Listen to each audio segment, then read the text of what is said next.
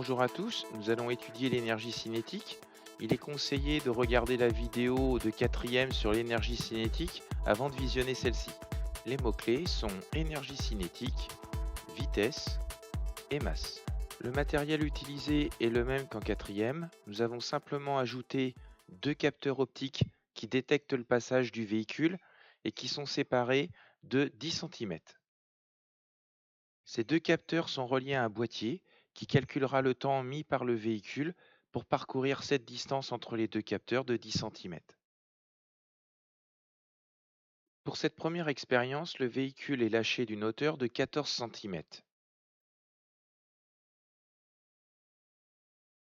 Le boîtier affiche que le véhicule a mis 0,0930 secondes pour parcourir 10 cm entre les deux capteurs. Recommençons la même expérience en augmentant la hauteur de départ. Choisissons la hauteur de 23 cm. Le véhicule est lâché à cette hauteur et le boîtier affiche le temps qu'a mis le véhicule pour parcourir la distance entre les deux capteurs. Ce temps est de 0,0687 secondes. Commençons par mesurer la vitesse du véhicule quand il a été lâché à une hauteur de 13 cm. La formule de la vitesse est V égale D divisé par T. La distance était de 10 cm, soit 0,1 m, et le temps indiqué par le boîtier 0,0930 secondes. Cette division donne le résultat de 1,08 m par seconde. Pour le véhicule lâché de plus haut, le temps donné par le boîtier est de 0,0687 secondes, toujours pour la même distance de 10 cm, soit 0,1 m. Et cette division nous donne le résultat V égale 1,46 m par seconde.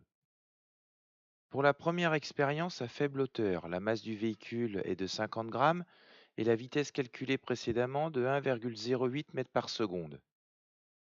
Je vous rappelle que la formule de l'énergie cinétique EC est 0,5 fois la masse fois la vitesse au carré.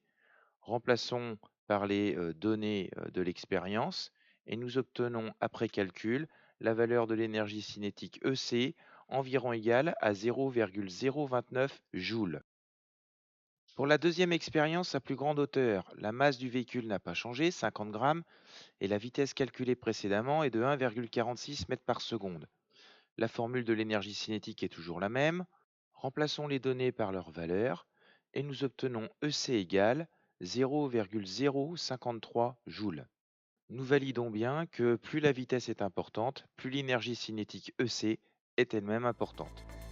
Une fois en classe, nous étudierons l'énergie cinétique d'une chute libre et nous verrons qu'il y a d'autres énergies à prendre en compte, comme l'énergie potentielle EP et l'énergie mécanique EM.